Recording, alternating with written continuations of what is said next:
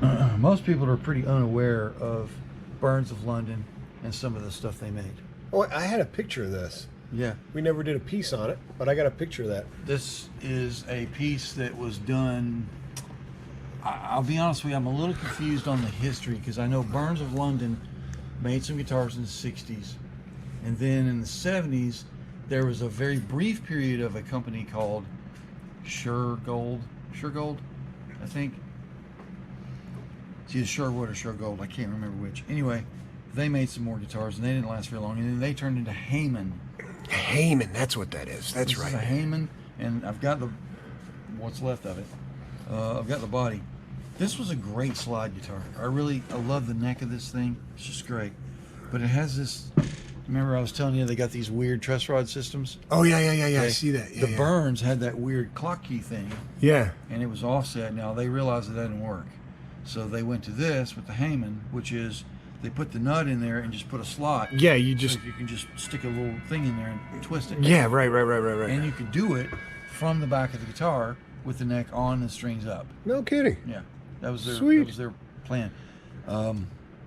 Almost like on the tellies, you got that micro thing, don't you, on the back? Well, you're talking about the micro tilt. Yeah. What that does is allow you to do this. Yeah. Whereas this is just the actual truss rod. Oh, okay. That runs through. So that's different. Okay. Thing. But we actually ended up with a real Burns. Let's see it. That's cool. It's a Baldwin Burns. A what? Baldwin Burns. Yeah. What is that? It looks like a paddle. Yeah. Well, there's your Burns neck. It's a 12 string. Yeah. It was called a double six, as you can still read. Oh yeah. And this one had no truss rod from the factory. Yeah. The glue fills up the bottom of the rod. You can see the glue in there for sure. And there was a filter strip in here, but the filter strip went all the way down. Now, I don't know if that was a factory screw up or if they planned it that way or what. I have no idea what happened. I just know that this neck needs a truss rod really bad because it's a 12 string and it doesn't have one. So yeah, you would think a 12 string would need one more than we've pulled it apart. Anything else. Is that the body? That's the body. Oh, and it has that is cool. It has a really neat neck tilt mechanism, which actually might even predate Fenders or at the same time as Fenders. There's the clock. There's the clock key truss rod access. You got your four bolts, your neck tilt bolt, and then your clock key, which went in there and turned. How cool is that? Turn the truss rod mechanism, but the truss rod mechanism is no good. Now, what's cool about this, because it is an actual Baldwin, okay? Even though it's made by Burns, it's an actual Baldwin. It's got all and it has a real set of Burns trisonic pickups. Why is that important, you ask? Well, there was a little guy named Brian. Why is this important? Brian May. Oh, he was a hack. Well, just kidding. I am totally kidding. Yeah, the Brian May that I'm thinking of. When you can out hack him, I'll give you some kudos for that remark. Exactly. Shit. But those are Burns trisonic pickups. Wow. These are the same pickups that ended up in Brian May's Red Special. Oh, is that right? So this is are you implying that I could get the Brian May sound if I do this? I'd say you get real close to it. Close, because he worked hard for that, and it's a hell of a damn his sound. guitar is rather unique. Very distinctive. I have met and spoke with the owner of RS Guitars out in Nashville, who specializes in building clones of the Red Special, and these are the original Burns Trisonics. Tested signature on there. And yep. Very English electronics. You can totally. I mean, look at that plastic cliff jack. Yeah. It's crazy. The way they do things over there is completely different. And the short throw switch. Very short. Yeah. It almost acts like it is a lever switch, but it acts like a slide. Because it actually is. It's a lever operated slide. It is sliding, yeah. No doubt. That is super.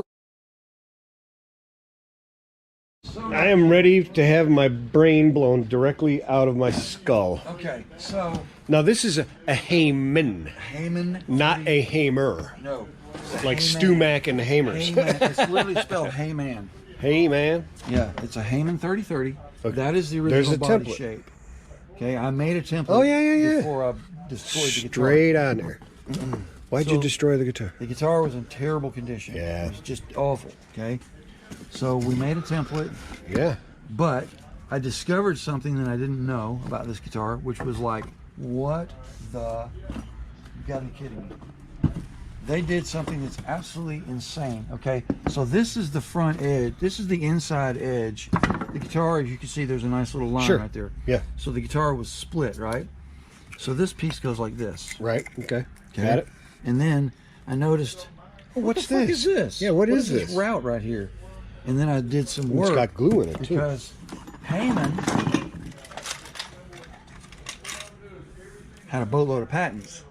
Ooh, yeah. Okay, There's a couple so on there, in there. I started digging to see, okay, just what exactly is their patent. This little monster. Now, I'm not going to turn it sideways. I want you to see the mechanism. Hold it. Oh, Bizarre, isn't that's very interesting. No kidding. Look at that. it? Guess what they did? They made it a tremolo, like a. They took these two pieces and they turned them up like this, Yeah. and they routed this pocket in from the side and then slid that thing in between it and glued it together. To get that strat. Sustain, yeah, the sustaining stratting. That strat singing. storing. Yep, the springy sound. The springing non-hardtail strat. But you can sound. absolutely feel that vibration. It's a sustain box. That's their patent on it. That you absolutely can. I wish I could do that for And the very audience, few but people- that is amazing. When you hit that, I was like, what? Because I thought that was a solid chunk, man. When Right, everybody does. And very few people would ever see that because no one would tear you know, apart who's a going to body tear with that. apart the body to know that that's there? All right. Wow. Shot, Bruce